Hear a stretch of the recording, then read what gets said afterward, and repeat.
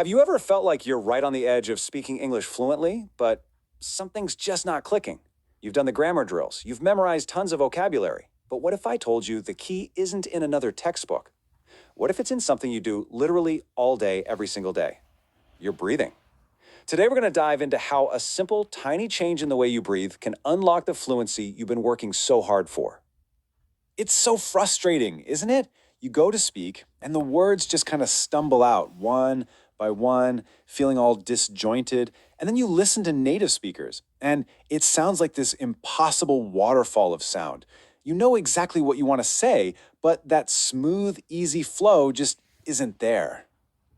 And that's the real mystery, right? You've put in the hours, you have all the individual pieces of the puzzle, but when you try to put them together in a real conversation, it just feels like a struggle. Well, the answer, and this might really surprise you, could be in the very air you're using to make those words. Okay, so let's get to the real root of the problem here. This isn't about how smart you are or how many hours you've studied. It's actually a physical, mechanical issue.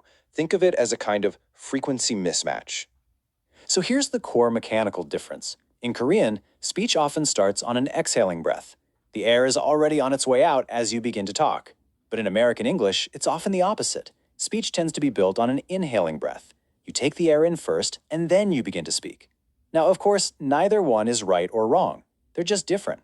But that one tiny difference has a huge impact on the rhythm and the flow of the language.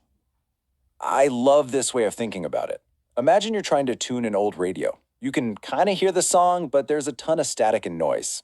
Your vocabulary and grammar, that's the radio station you're trying to find. But your breathing, that's your receiver. And if that receiver isn't tuned to the right frequency, you're just never going to get a clear signal. But here's the fantastic news.